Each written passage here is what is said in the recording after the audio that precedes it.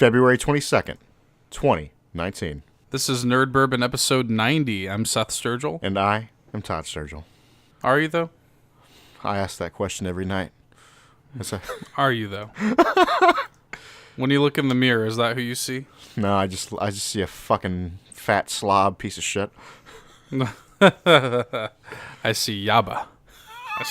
The shape and the texture of Yaba. The texture of Yaba. I want to discover the texture.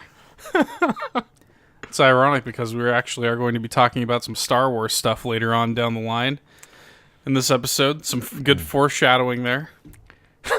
It's been a light news week in terms of like video game pop culture news. So I have recruited Todd to discuss some juicy episode 9 leaks. So I'm pure and for these leaks, but he will soil me today. I'm going to soil you with these Star Wars episode 9 leaks. So we're going to talk about that in lieu of the news this week, just because there isn't really any news to talk about this week. It's just been, kind of a slow week. So, but that's okay, Todd, because we've been playing plenty of video games.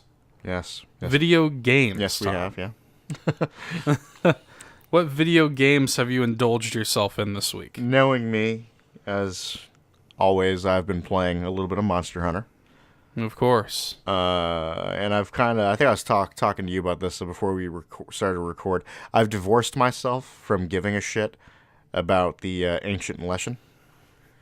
Yes. Because I just, it's cool. You can get a rarity 8 sword and shield. I use sword and shields. Don't care enough to actually suffer through that garbage of where it just makes like the rock steady and the rock steady will get you killed. The temporal will get you killed. Everything will get you killed. You basically like to solo play the Ancient Lesson. You're gonna have a rough time. I was gonna say, did you actually talk about it on the podcast yet, or no? I don't know, so that's why I'm about to run into it. So the whole deal with the Ancient Lesson is obviously it's like everything is just like does a shit ton of damage. It's unfucking real. And this is just me talking about a solo attempt because one, I don't really when I'm not playing with my buddy Tyler, I really don't play in groups on Monster Hunter. I'm more of a solo hunter.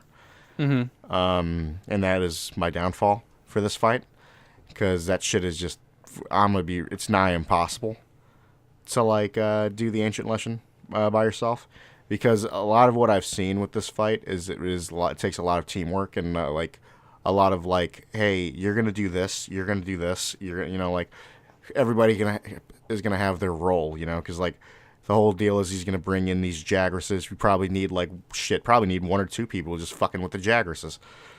Yeah, and the Jagresses will fucking destroy you in seconds. But yeah, not a fun fight. And I honestly just don't care enough to get the sword and shield. Because it's by the time, when this episode goes live, the Appreciation Fest is over. So that shit's probably going to be gone. So it's whatever. So you can finally take a break. I still be playing Monster Hunter, but what is a break? We can finally stop hearing about it every week again. Well, you can stop hearing about the Appreciation. Yeah, the main reason I even talked about it is because the Appreciation Fest. So you probably honestly won't hear me talk about Monster Hunter unless there's an update, or when Iceborne hits at the when Iceborne, the end of this year. Yeah, when Iceborne hits, that'll obviously be a big deal. But other than that, I'm trying to think of what else I've been playing. I know the big one. The big one for you. I wanted to give you the floor to tell me about Anthem. Yes, Anthem. The fact that I just had to remind you that you played Anthem is I was trying to think. I remembered that I played Anthem. I was just trying to think if there was anything else other than Anthem. Right. Before I jumped into Anthem. Well, there's a lot of stuff. There's a lot of stuff that we've both played this week. So, in terms of the stuff that only you have played, I obviously have not played Anthem. You got early access to Anthem, and so I definitely wanted to sort of give you the floor. Let me know if BioWare is doomed or not. It doesn't look good. Okay. Playing that game is fun. The act of playing it. Actually, the actual gameplay is great. Flying around, The gunplay, that shit's all good. When flying around, I feel like this is the best Iron Man simulator we'll ever have. I actually halfway enjoyed, like, Sega was making these weird licensed superhero games at one point, and they made a really bad Iron Man game, but I kind of enjoyed just, like, flying around in it. Mm-hmm. It was on 360, and I just kind of enjoyed just, like, flying around as Iron Man. Yep. That's kind of like, honestly, getting around in the game is pretty fun, and just the gunplay itself is fun. Like, I'm playing as I already knew what javelin I was going to fuck with from the moment I saw him. My glorious Big Chungus, the Colossus. You shit it on me for calling him Big Chungus. You're like, dead meme. Dude. I have to cringe every time you call him Big Chungus. I can't help it. The it's meme grown is on me. That meme never survived. That meme never lived. No, it never even had a life, honestly. But I'm playing as Big Chungus. Big Chungus. I'm like, fucking what? I enjoy it. But that's actually one of the things I do like about the game is like the fact that I'm playing this heavy javelin. He feels heavy, you know. Yeah. Like, there is a weight behind playing him. And in reverse, Tyler actually plays the Interceptor, which is the smallest and like fastest one. Basically, like the Rogue. Yeah, that's essentially what it is. Dude, he barely uses his guns, from what I've seen. The man's going around beating the shit out of people with his melee. Yeah. But again, playing the game's fun, but then there is like some of the issues I do have is like just getting through the game is kind of a problem, especially when you get into the walls, as I'm going to call them, is where you sit there before you can even progress to the story. You got to do some stupid shit in free play, which is actually what I'm at right now. It's pretty early on in the game. It's where you got to like sit there, and non-spoilers, you got to like go to these tombs. That's all I'm going to say. And you got to, before you can get into any of these tombs, you have to prove yourself. You got to do bullshit in free play, I think. You got to do like, hey, do the public events, basically. Or world events, as they're called in Anthem. I mean, there's just a lot of just issues with the game. Like, honestly, the story, I just don't really care about it. And every time I hear them say some stupid shit about, like, the Anthem of Creation. The Anthem of Creation. The cenotaph and shit. I'm like, one, I don't know what the fuck is going on. Like, I don't think they've, like... obviously there's a world that they've built, but I just feel like I've just been flung in, and I'm just like trying to figure out what the fuck is going on. Yeah, it sounds to me like the, I've heard a lot of things about, the game being like repetitious and yes, like very like they pad the shit out of it. Yeah, there's a lot of padding. I mean, there's like good things because like I didn't mind fucking with the I didn't even finish it, but I didn't mind doing it was a stronghold / a strike basically. Yeah, that's basically that game's version of like dungeons. Yeah, I didn't mind what I played of that, and it seems like Tyler ended up actually completing it. He was saying that he could see himself really enjoying the bosses in the game, which I still need to fucking sit down and actually go through a stronghold. See how I feel about it all. But again, there is things that I like about it, like building your javelin, like, to make it your own.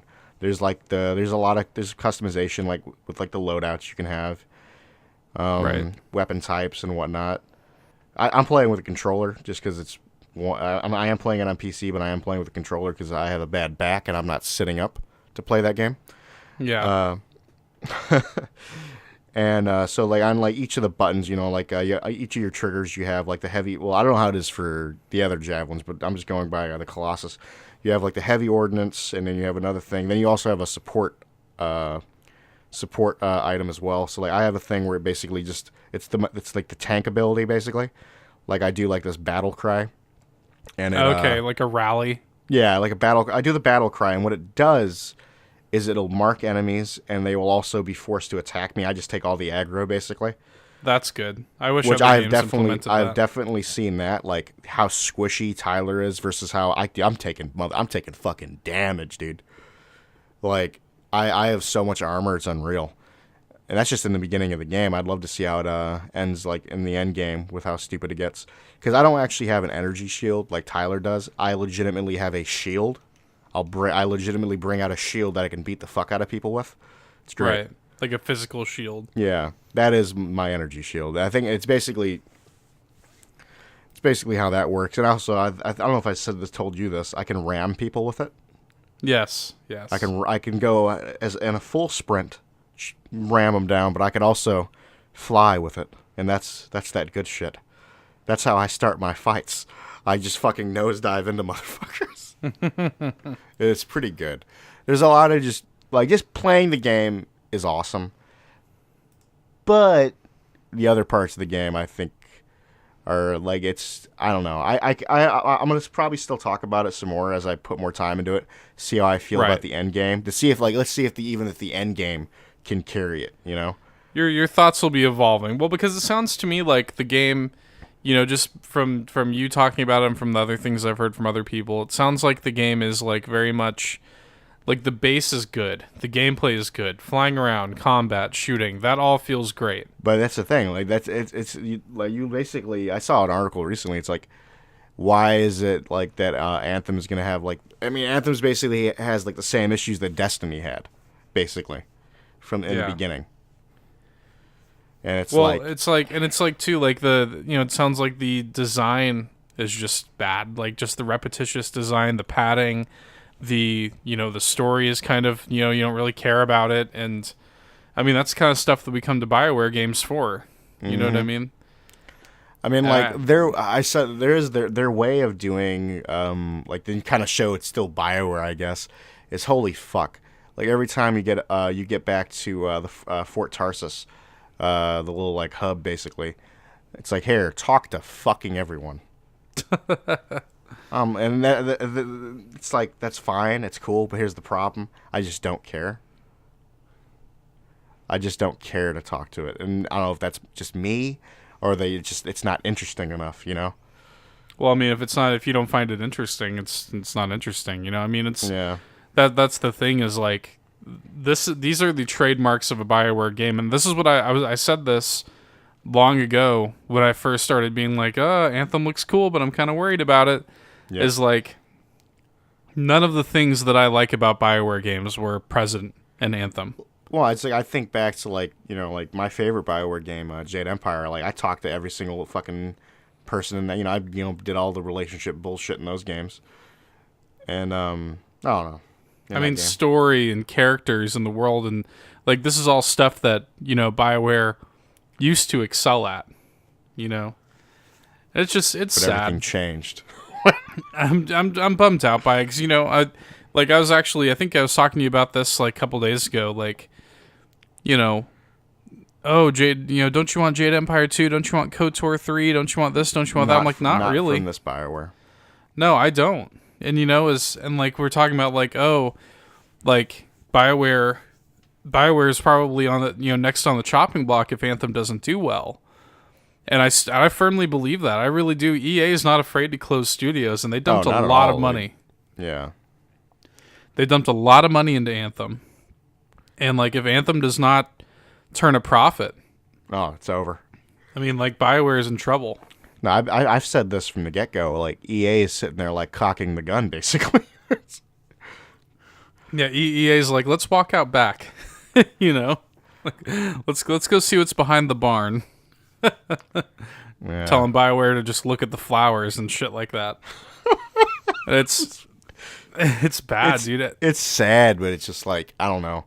Like, I don't think like I am having fun with the game, but I don't think it has enough staying power from what I've played so far. Like, obviously, as you said, my thoughts will evolve as I continue to play it, but as it stands, it's really just an aggressively okay game. This marketplace is too competitive. Yeah. For a game like Anthem to exist. Like, even like the Division 2, I'm not going to play that. Oh, I'm not going to play it. Like, but I do think the thing with Division 2, I do think that game, unlike what happened with Destiny 2, I think that game is going into with everything they actually learned from the Division 1. So yeah, no, that's all true, and like these games can be as good or as bad as they want, but they demand very specific things from very specific players, and they're doing it in a very crowded marketplace. Like the people who are playing these games are not bouncing back and forth between all these games. Oh no. Like you're either the only people that are really going to be playing those games are the motherfuckers it's the motherfuckers that are still playing the Division every fucking day. Yeah, it's like for me, like I pretty much games like that don't do anything for me. They don't fit into my lifestyle. Yeah. And like they just don't. And they're gamers who are very into those kind of like constantly evolving, basically MMO-esque games, and that's all well and good and stuff like that, but like those players are going to find what they like and latch onto it. Yeah. They're not going to bounce around. So, like, I just don't understand how anybody thinks it's a good idea to enter into this market. Well, like, I think, the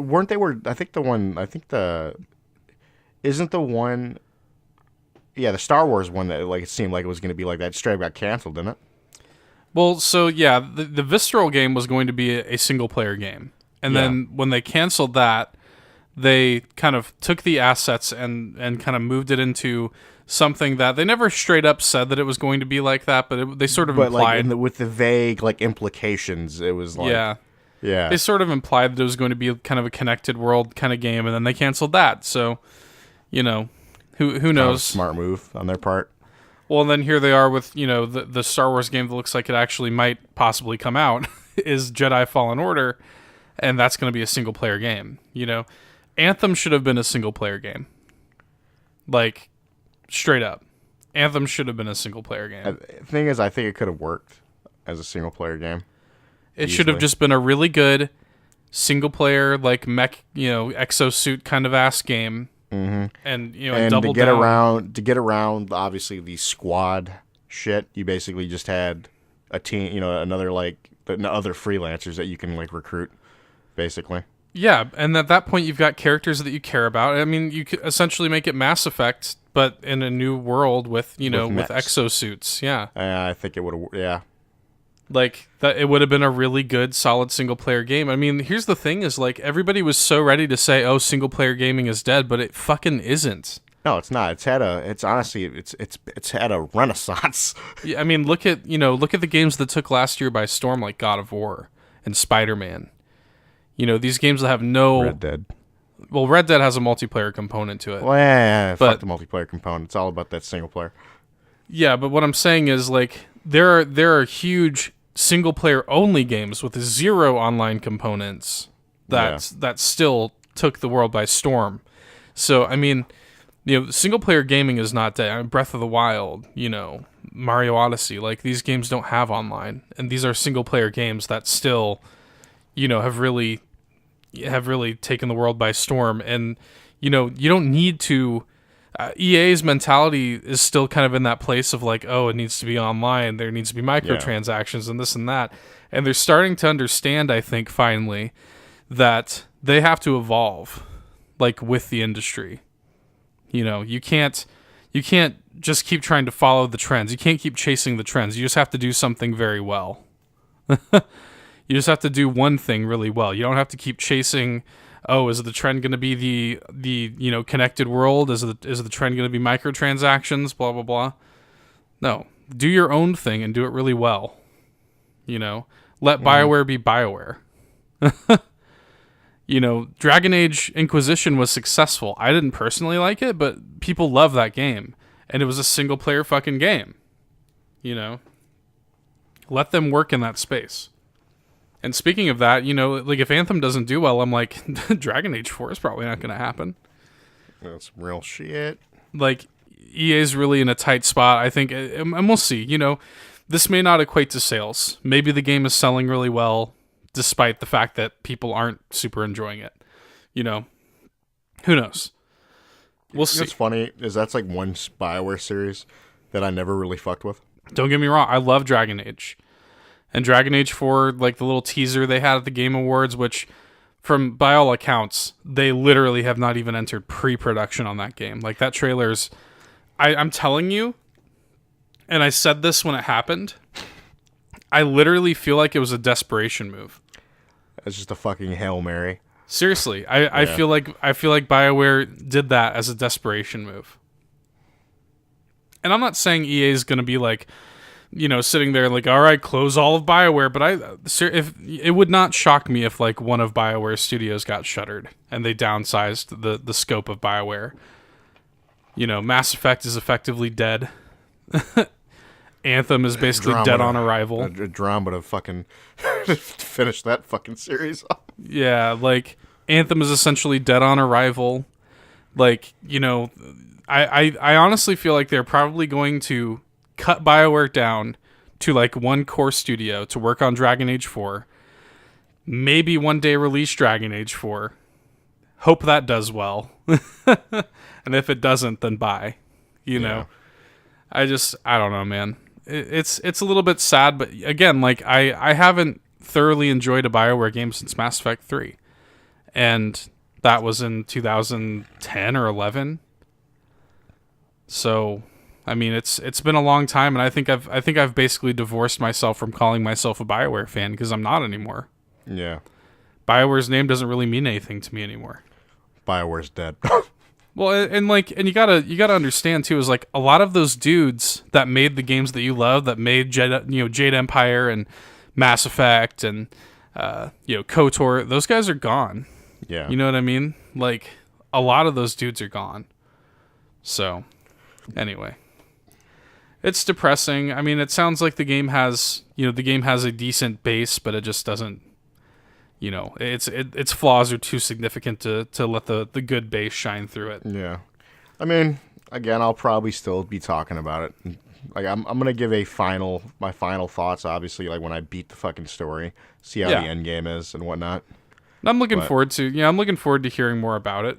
Maybe the game opens up more once you. Maybe it's like Destiny 1 where you slog through the story and then now finally they kind of cut you loose. Yeah, it's like now we're actually playing the game, but we'll see. We'll see what's going on with it. But I want to talk about a good mech game, or at least a demo for what seems like is going to be a good mech game. So this was announced during the last Nintendo Direct.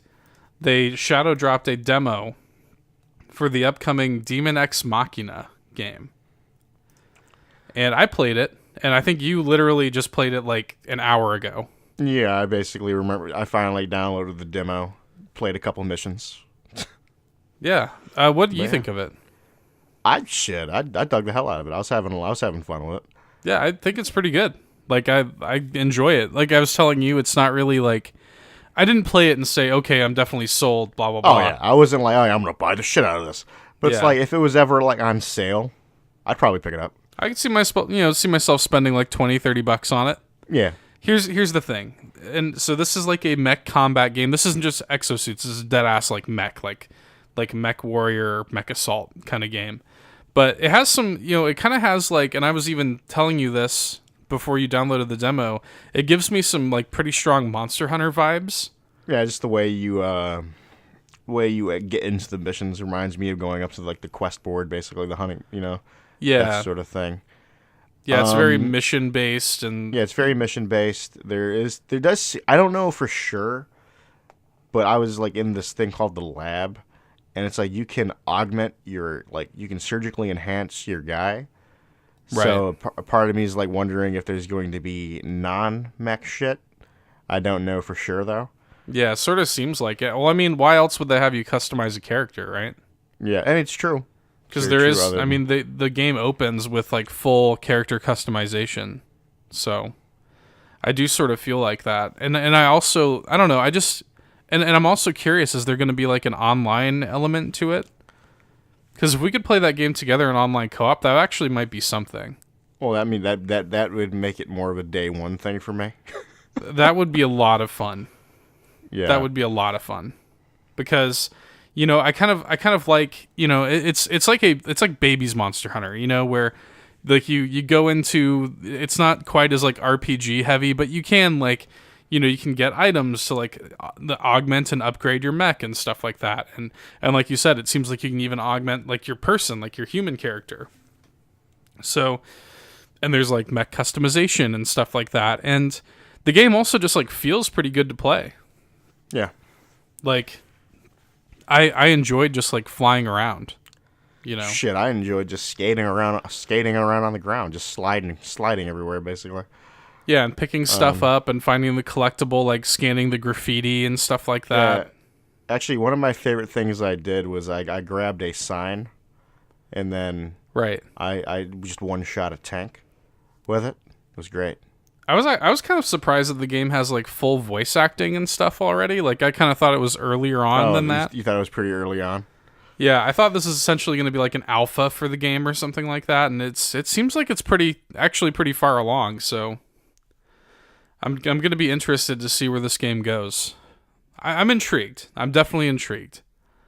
Like this was a good demo. This demo was enough to sort of whet my appetite for it.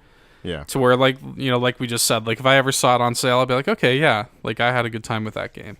Man, if there was some sort of online element, though, I'm telling you. Oh, the online element, that would sell it for me, actually. That would make me look at it, with a whole new lens.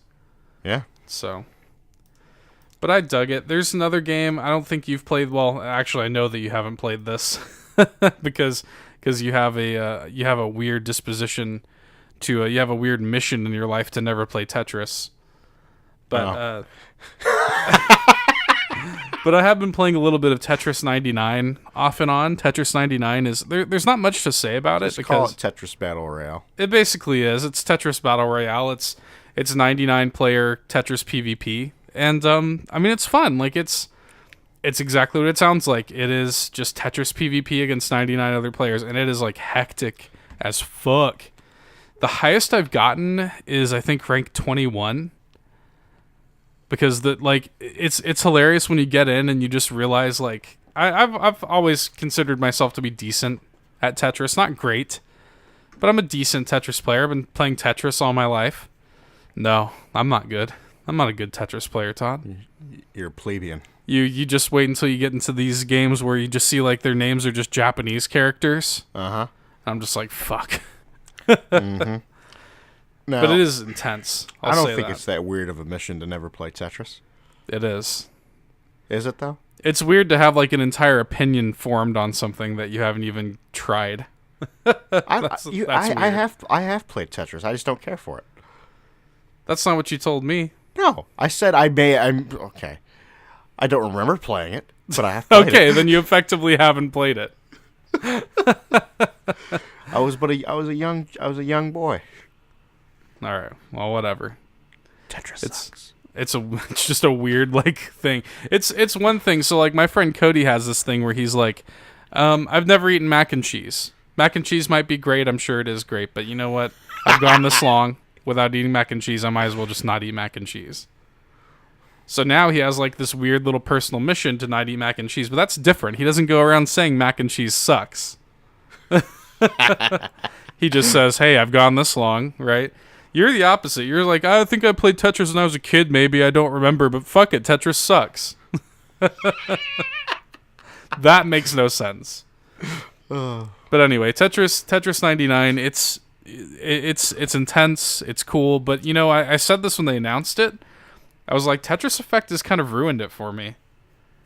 I don't think I can enjoy any other Tetris game anymore. Like, this is just kind of basic Tetris, just against other people. And it's great. The core of Tetris is always great.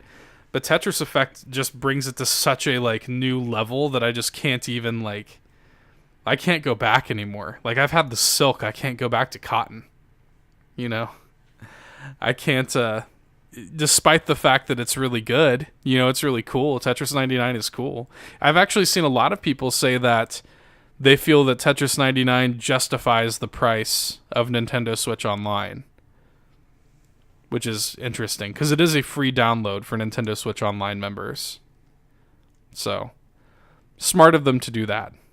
Very smart of them to do that. Because honestly, if they had charged for it, it would be like, oh, I'm playing Tetris 99, but there's not even 99 other players. Since it's free, I mean, practically everybody can download it, so... Anyway, it's good. It is what it is, but the main game that we've both kind of been playing, we've put a pretty significant amount of time into it and have uploaded our gameplay clips in 2 parts so far onto YouTube. Far Cry New Dawn. I'm digging this game. I'm digging it a lot. It's very very aesthetically pleasing to me. It's got that colorful apocalypse. That Rage 2 colorful apocalypse. Yeah, that's the... They're going to be competing in that space. I like it, dude. I'm actually having a really good time playing it. I mean, like, it's a bummer that they fucked up the co-op again. Yeah. Because, you know, the co-op in Far Cry 5 really burned us because, like, there's no story progression between the two co-op players and, like, player 2 doesn't earn trophies. The difference between playing Far Cry 5 and this one is I didn't really have any other games out there, so it was whatever. Yeah, so you effectively back then you were like, fuck it, I'll play Far Cry 5 twice. But now it's like, I'm good, I got other shit. I'm good. Yeah. It's a bummer, but I mean, like, I'm having fun playing it with you anyway. Like, just as a strictly co-op thing, it's fun. Yeah. Yeah, I've been enjoying it. I really like... And this is something that I was talking to you about just today as we were playing it earlier today. I really enjoy the emphasis on the RPG mechanics. Like, this is so much more of a, like, role-playing game than any of the other Far Crys have.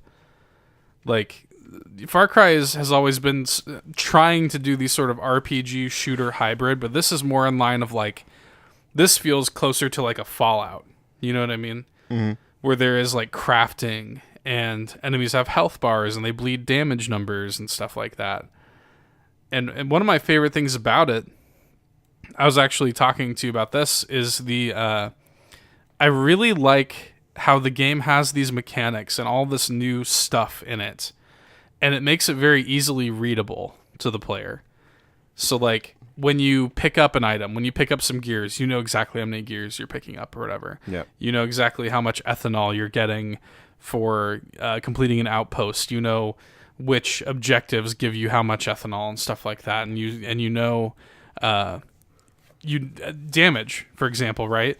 It's that satisfying thing where you get a new weapon and boom, I can instantly see how much more damage it did than my old weapon.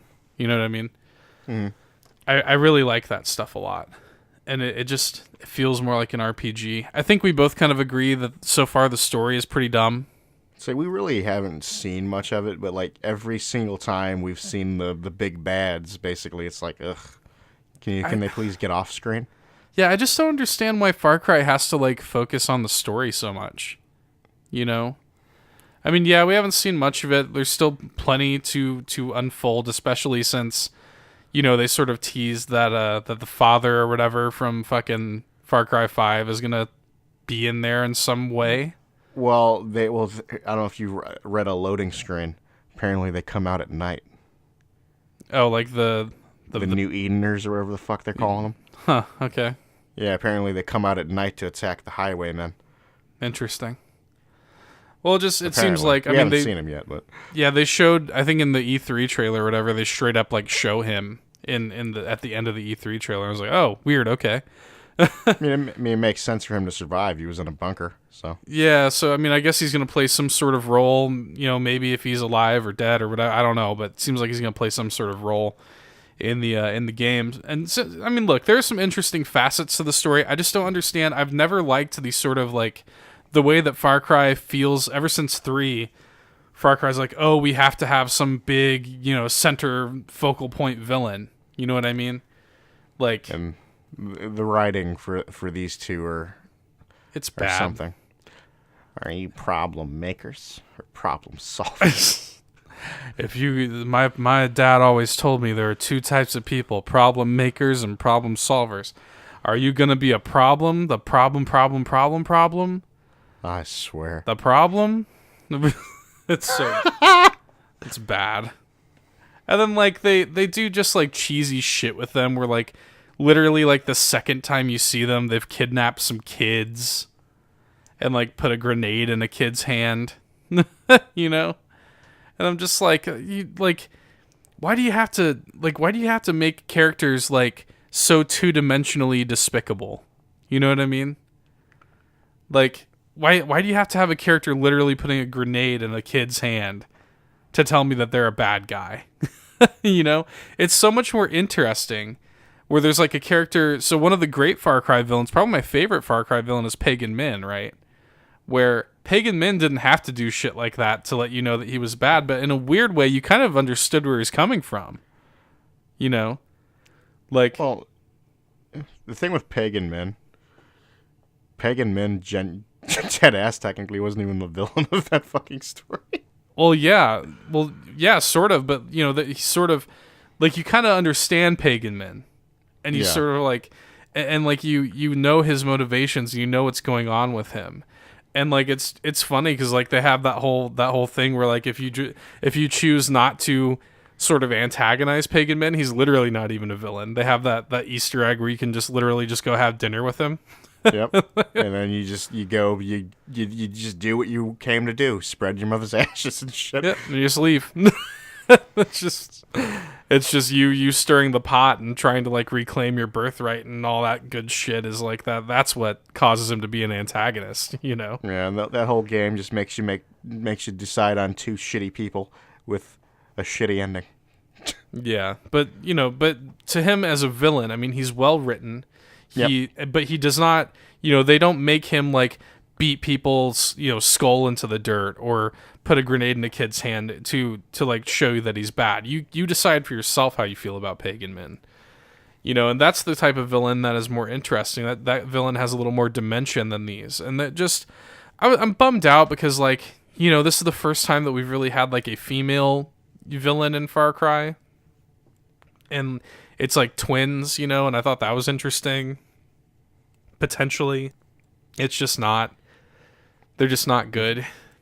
You thought wrong. Yeah, they're not good villains. They had potential, but they're not good villains. I don't know, man. We'll see. It's the same way I felt about Far Cry 5. Like, I liked the idea of, like, this sort of cult with the, with the kids and all that, and like, having sort of, like, 4 villains, basically. But even that I felt was a little half-baked. Don't feel like you really got to know any of them. There was a couple of cool things, but... There's parts of it that I liked. Probably my favorite part of Far Cry 5 had to be the one brother... Jacob? The one with the beard? Yeah. Yeah, the, like, military guy. Yeah, because like, that was an interesting thing. They had you run through that shit to the point where you stopped giving a shit. Well, that was cool because it was all like mental torture, right? Yeah, and it basically, then when you actually do the whole thing at the end, you're like, oh shit, what? Yeah, because they basically trick you into like shooting the guy at the end, right? Because you're so used to it, just and that coalesces with the way your player character feels. Well, dude, it got to the whole point I was just speedrunning that shit. Yeah.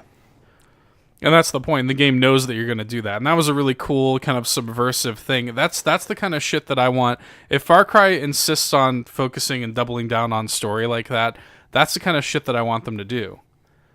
Not this kind of shit where the villain just pops up every now and then, does some vile shit, and it's like, all right, cool. That's just a bit of a bummer to me. And I sort of wish that like everything else about Far Cry, like the all of the other trappings of Far Cry, and it's like I was telling you on the recording today, like Far Cry is such a comfort food game for me. Like I love just like running around the worlds of Far Cry and getting all the upgrades and doing all the, they have the outposts and the treasure hunts in this one and stuff like that, and like that's all so much fun. Like everything about Far Cry is so much fun, and then the story just always gets in the way. Mm-hmm. Just let me loose, To be fair, I feel like this game's structure is at least more loose than Far Cry 5's, because Far Cry 5 did that really annoying thing where every now and then they would just dead-ass force you to play the story with the like hunting parties and all that. Oh, that was even worse with Faith. Yeah, she would just show up, right? It would just, the bliss. I was like, what? Yeah. God, that shit sucks. I'm like, okay, well, dude, I was doing a fucking, I was doing a quest. Right. I was doing a mission. Yeah. And then they shot me out of an airplane. I was like, what? Just dead ass in the middle of a mission. And then even if, like, and yeah, that's the thing, is you can be underwater, you can be in an airplane, doesn't matter. They're going to get you. You got to play the story, motherfucker. It's like, I don't know. But Far Cry New Dawn, I mean, we're enjoying it so far. I mean, look, I'll say this: I really enjoy the weapons. That saw blade launcher is love. Mm-hmm. I'm pretty much I'm enjoying most of it. Like I'm having a really good time, and it looks like for you trophy hunters out there, a typical Far Cry Platinum looks like it's going to be a very doable and fun Platinum. So looking forward to that. It's just fun. It's just like I said, it's comfort food. The Far Cry series is total comfort food for me. So, and it's only $40. That's something that I kind of have to remind myself. Like, oh right, like I would have paid $60 for this game. But they didn't make me. They only charged me $40 for it. So, I think that's about it for what I've been playing. Unless you had anything else you wanted to add, or if there's anything else you've been playing. No, I think that's really it. All right. Well then. Let's dig into the Star Wars stuff, Todd, because it's time for me to deflower you here live in front of everybody. I don't really like that term, but okay. Everybody gets to witness this. No, so there have been significant, and again, we're just touching on this stuff. I could seriously just do an entire Star Wars podcast if it were up to me, but every now and then it's like let me just dip my toes in these Star Wars waters here.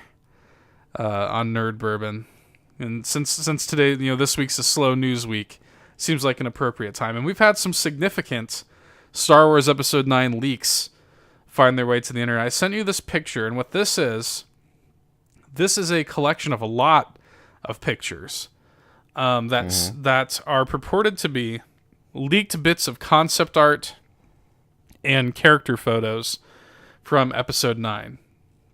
Okay.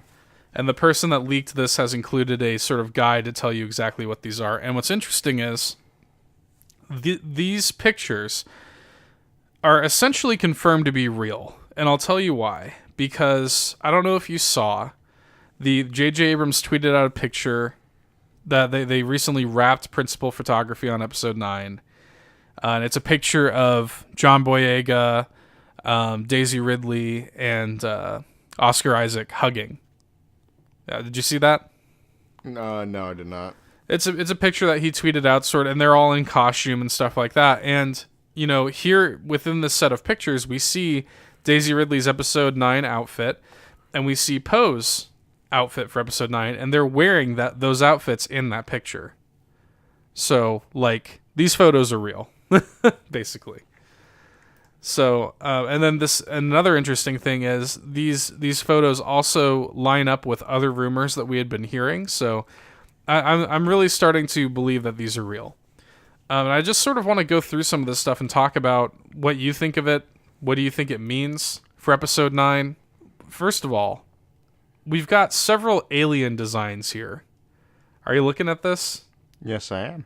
What do you make of some of this shit? What do you make of A here? This creature here. It looks weird. I don't like it. It sort of looks like this mustached, furry, like, looks like he has goggles on. You know what my first thought is when I'm looking at some of these aliens that they have here? They've got another alien here, Q, the last one, looks kind of sluggish, Yeah, I'm not a big fan of that one either, but you continue. And like M here, here's my point. These remind me of like prequel alien designs. You know what I mean? Yeah. Like these remind me of like the sort of designs that we were seeing in the prequel era. So I don't hate them, but they're very weird. I'm not crazy about Slug Boy here. Slug Boy bothers me. I mean, this image isn't really flattering. It looks like a dick. Yeah, it does. I kind of like the guy in M, who I'm assuming is like he's like a resistance pilot, I guess. Yeah, I mean, I don't mind his design. I'm gonna call him Horn Boy. Yeah. He's got these horns on his head and on his chin. And his chin, yeah. The alien here in L is, interesting, I guess. Kind of cute. Yeah. He looks happy. Cute? Hey, he looks happy. I mean, if you say so, buddy. He's kind of cute. You don't think he's cute? I don't know about that. And then, so here's an interesting one. We see, so I think I actually told you about this rumor, Jay here. There is a rumor that Kylo Ren is going to reforge his broken helmet from The Last Jedi, and he's sort of holding it together with this sort of red, I don't know if it's just pure Force hatred shit or what. I want it to be pure Force hatred shit. But we have a picture of this here, and that's exactly what it looks like. It looks like it is sort of reforged Kylo Ren's helmet with red cracks going through. I think it looks pretty cool. No, dude, if that's some real shit, I'm down. And that's the thing, is we heard that rumor months ago, and now here we are seeing it in a picture alongside other pictures that have been confirmed. Because again, Daisy Ridley and Oscar Isaac were wearing these outfits in the picture that J.J. Abrams tweeted out. So, like, these are almost certainly real. We also get a shot of Dominic Monaghan's character in E. Looks like he's just going to be like a Resistance officer. It looks like, which a lot of people were speculating, like, is he going to be Rey's dad? You know, shit like that. I don't know. There's not much to glean here from this picture, but he's just wearing a typical Resistance, officer outfit. Honestly, like it's kind of a boring outfit. He doesn't really have any, like, he just kind of a tan shirt and dark brown pants. I mean, what do you expect? He's in the Resistance. Yeah, but I mean, like, he could be decorated somewhat. He could have some, like, just looks like a UPS driver. There's nothing wrong with that. This is interesting. So Richard E. Grant, C here, as a First Order officer, we've heard that he is actually going to play some sort of rival character to General Hux. And actually, there have been rumors that Hux is actually going to turn on the First Order and join the Resistance in this film. Interesting.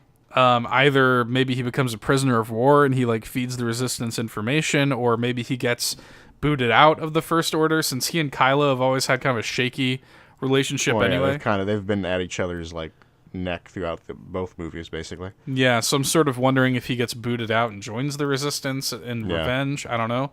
But when Richard E. Grant was first cast, a lot of people were like, "Oh, I hope he's going to play Thrawn," right?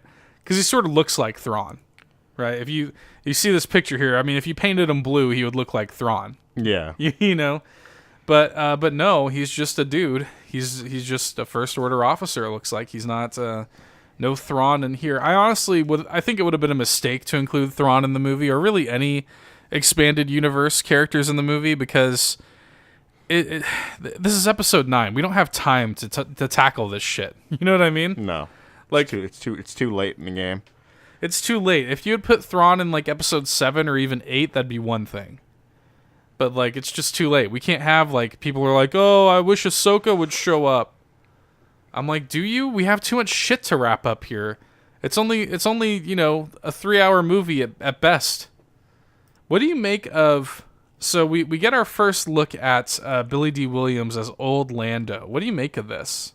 Oh, here. I like that long cloak. I do like the long cloak. How do you feel about it essentially being like the Solo outfit? You are right. That's basically what he wears in Solo. You're not wrong. Now that you said that, I'm looking at it. Like, it's essentially the same thing he wears in Solo. And look, I get it.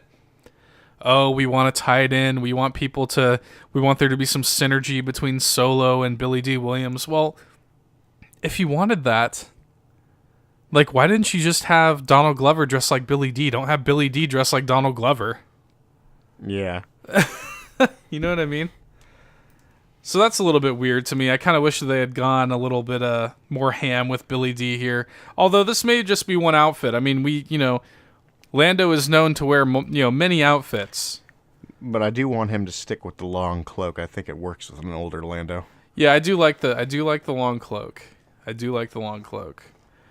The colorful costumes here in picture P is interesting. And it seems like these are going to belong to some sort of alien creatures. They look like some sort of royalty or something. I don't really know what to make about that. The alien, what do you think of the alien in picture N here? Looks kind of creepy, right? Let me zoom in on this motherfucker.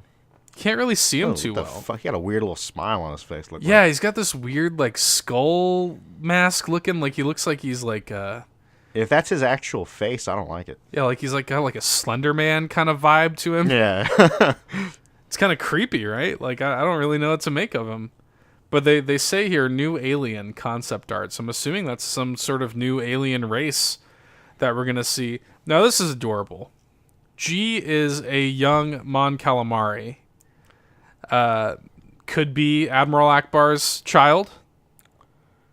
You know, since Admiral Akbar was unceremoniously killed in The Last Jedi. Yes. So maybe young Akbar is taking... Hashtag never forget. You know, which is a damn shame, honestly. That's honestly one of the things that kind of... You know, I actually love The Last Jedi. I have the unpopular opinion on that one. But that was something where I was like, come on, you had to fucking kill Akbar. Come on. Again, kill the past. Bury it. Whatever the fuck. So maybe this is new baby Tadpole Akbar, you know. One can hope. What do you make of Poe Drake here? Or as they're calling it here is what is it? Adventure Poe. Adventure Poe. Yeah. Does he not just look like Nathan Drake? Are they gonna? Yeah, it has a good Nathan Drake vibe to it. Are they going to be on like a desert planet? So there have been significant rumors that they're going to be going back to Tatooine. Ah. And as a matter of fact, this is going to be, from what we've heard, kind of a globe-trotting Star Wars film, as Kylo and Rey are searching for some sort of item, is what the rumors say. There's some sort of MacGuffin item that they are both on the hunt for. Okay. There have been rumors that Rey is training some young Padawans. Like, I think there's like 3 or 4, and they're actually people have leaked their names and stuff. We don't know if it's true or not. There have been rumors that Rey is going to go to Jeddah to try to find kyber crystals to create lightsabers for these Padawans and stuff like that. So, but yes, one of the significant rumors is that we are going to end up on Tatooine, and so that's why, you know, Poe's got his Adventure Poe look. And as a matter of fact, on the final set photo that JJ tweeted where they're all hugging, they are on some sort of desert location. Looks very Tatooine. Could very easily be Tatooine.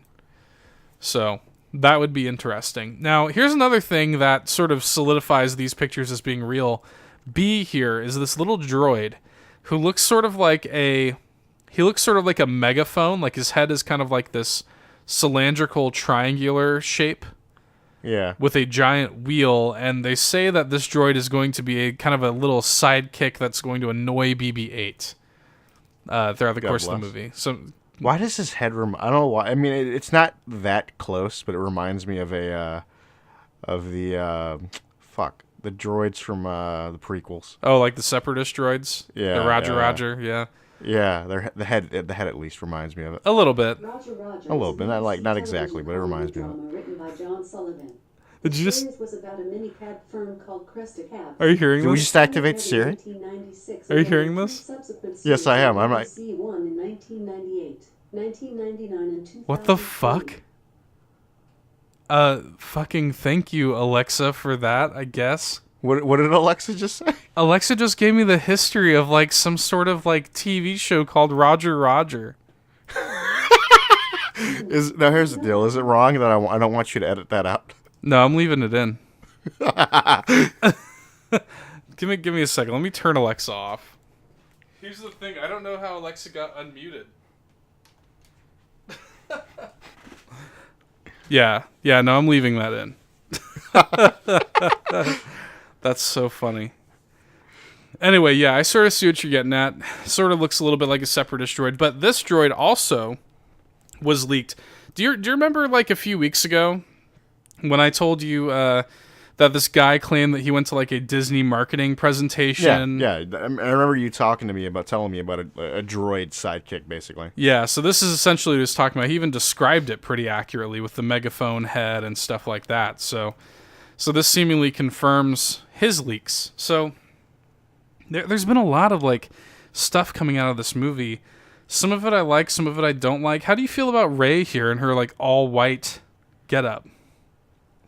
I don't know. They're really going for the contrast of like Kylo and Rey there, because Kylo all black, wearing all black and shit. which he already sort of wore all black, but he looks kind of more like with the hood up and everything, which, you know, we obviously we saw in Force Awakens. It looks almost even more like a solid piece, almost like like it looks more like a hooded cloak. Like it doesn't look like they're two separate things. He looks a little more evil, I guess. I mean, I think that's what we're going for. He's like, from what everything we've been hearing, he's gone completely from the light at this point. That's sort of what they fall back on you know, on The Last Jedi is like, you know, by the end of The Last Jedi, he's essentially Supreme Leader Kylo at the end of The Last Jedi. And shit, by the time that this movie comes out, he's basically is going to have no family left. This is true. Although, let's just put our stakes in the ground right now. Do you think that it's possible? Like, where do you fall on Rey's heritage? Do you think that Kylo was lying in The Last Jedi, or do you think she's nobody? I mean, what is it going to mean if her family is like important? I'll tell you this much. I want her to be somebody, but I think she's nobody. I don't think... I'm on the thing. I don't think she actually needs to be related to anyone at this point, because I do think you could do the Force required, the whole balance bullshit. Well, yeah. But... Well, yeah, that's always sort of the implication is like some, dark rises up and you need light to meet it, right?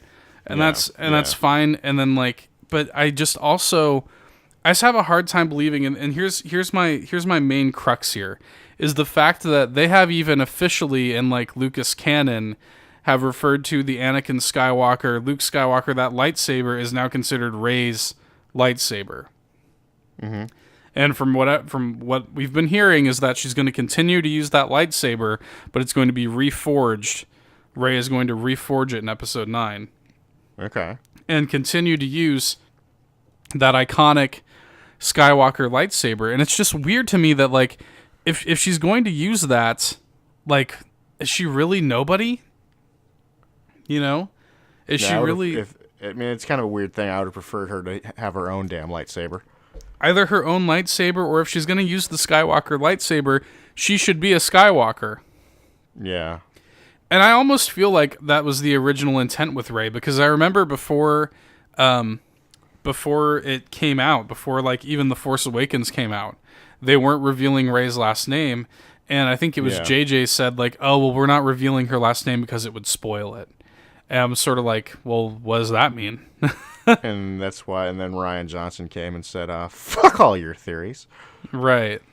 I'm curious. And there's a ton of theories. Oh, is she like a secret child of Luke's, and Luke mind wiped himself? Is she, is she Han Solo and Leia's kid? Is she Kylo's sister and stuff like that? I feel like there has to be something more to it though, because even there's all these little threads. Remember in The Force Awakens where Kylo knows about a girl specifically powerful in the Force, where they tell him that that there's a girl, and he's like, a girl, he knows about her, he knows about her already, and he knows about her heritage and stuff already, and lying or no, he already knows about Rey. Yeah. So I'm just curious. I'm interested to see where it ends up. And I'm just these questions really should have been answered in Episode 8, man.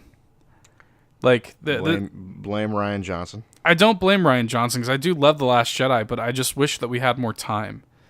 There's no time anymore. What JJ is going to have to do, and this is another thing that we heard a lot about, is a lot of The Force Awakens was left on the cutting room floor, the sort of flashback, the Force back, that Rey has. Yeah. In The Force Awakens was significant things were cut out of that flashback at the 0 hour.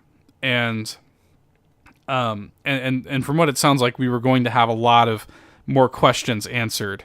That J.J. Abrams is famous for the whole mystery box thing. He loves to leave something up to the imagination. Yeah. And I almost wonder. I almost wonder if this is like the evolution of Rey as a character. I wonder if we're ever really going to get the answers. You know? Probably not. Just because JJ loves a mystery. And there are a million little leaks. There was one leak, and I don't know how much I believe this or not. There was a leak that the big bad of this is not going to be Kylo. It's going to be a completely new character called the Sorcerer of Aimcrom. What? Who is the big bad who has orchestrated everything from the beginning. He's been, he's responsible for everything from the very beginning. Here's what I posit to you. But what Todd. are they considering the beginning? Like prequel stuff. Like, oh fuck no. Like everything.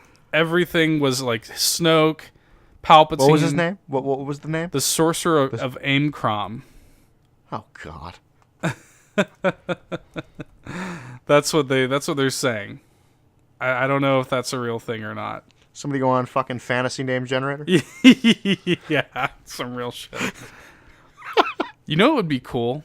And this is something that I've heard before, but to expand on it a little bit, I would love it if somehow, some way, the big bad, like taking the idea of like, oh, somebody has been pulling the strings this entire time. What if somehow Darth Sidious is still a thing in the sequel trilogy? Well, in the comics and in the novels and shit, he very much in the expanded shit, he was. Well, yeah, I mean, like in the expanded universe, like he sort of did find a way to cheat death, like his master wanted to, Yeah. So what if that's he a had thing? like clones and shit, didn't he? Yeah, well, yeah, he orchestrated like clones of himself and stuff like that. What if that is a thing? What if the big bad of this, Matt Smith was cast? What if Matt Smith is like a clone Palpatine in episode 9? A young Palpatine. A young Palpatine. That would be an excellent way to tie, because that's something that JJ said. Oh, we're going to tie together the prequel trilogy, the original trilogy, and the sequel trilogy. Palpatine's been pulling the strings this entire time. I mean, that should be interesting. That'd be fucking cool. That'd be really cool. I still want to know where Snoke came from and why the fuck he was so powerful. Well, that's the thing, is like maybe Palpatine has been working sort of behind the scenes, building up this First Order again to get to this point where now, when we jump to episode 9, now essentially he has his empire back again, basically. Yeah. Right? And maybe that's what's going to happen. Maybe he steps in, Matt Smith, young clone Palpatine, steps in. He's like, all right, I'll be having my empire now. That would be really cool. Now I'm going to be disappointed when that doesn't happen. Yeah, it's not going to happen. So you're going to be in the same vein of me, like watching The Last Jedi, of just getting everything just shat on. Just like every hope and dream that I had is just, by the end of that movie, is like, go fuck yourself. I'll write my own damn Star Wars movie, Todd. With blackjacks and hookers. Yeah, exactly. Anyway, I could talk about Star Wars all day, but I think we should probably wrap this up so that we, go ahead and wake up, listeners, the listeners that fell asleep, listening to my dorky ass talk about Star Wars. But I think it's cool. I think it's cool to look at these leaks and sort of speculate. Everybody's hungry for episode 9. We want anything, dude. We want a fucking title, anything. Just give us something, right? I want it to be called Star Wars: The Force Dies. Or The Force Goes to Sleep. What do you think the title is going to be? I honestly don't fucking know. So, there have been a bunch of, like, rumors. Oh, it's going to be called Son of Darkness. Oh, God. Oh, it's going to be the two most prevalent ones. And so one of them posits that's going to be called Balance of the Force. I'd prefer that over Son of Darkness. Yeah. Oh, yeah. Much. Fuck. I'm not crazy about Balance of the Force, but evidently that is what George Lucas was going to call episode 1, was Balance of the Force. Okay. So that would be a nice sort of tying it all together, calling it Balance of the Force. I wouldn't mind the name revolving around balance. That's fine. Here's the title. The rumored title that I like the most is The New Order. Because it has sort of it has sort of a double meaning of like the new Jedi Order, the new First Order, the new order to the galaxy after the dust is all settled. Out of the 3 that you just said, that is without a doubt the best. And it also fits within the scheme. I think it would be a little bit weird if it was called like, The Force Awakens, The Last Jedi. I almost feel like it has to start with the, Yeah. So I like the new order. I don't know if that's where we're going or not. I guess we'll find out at Star Wars Celebration in beautiful Chicago, Illinois. Oh yeah. We'll definitely be talking about that when that comes around, because I will be in Todd's neck of the woods. I'll be in Nerd Bourbon headquarters. Be in Chicago, boy. I'll be in Nerd Bourbon headquarters north for Star Wars Celebration Chicago in April. Cannot wait. Very, very excited. Anyway, that's enough Star Wars now. I feel like we should wrap this show up. Todd, you got anything else you want to add? That's about it. All right. Thanks for listening, guys. We'll catch you next week. Get fucking dunked on. Bye. See ya. Hey there, thanks for checking out another fantastic Nerd Bourbon video. If you like what you saw and you want to see more, be sure to go ahead and subscribe, leave us a like, drop us a nice comment, or I guess a mean one if that's your prerogative. But until next time, get dunked on.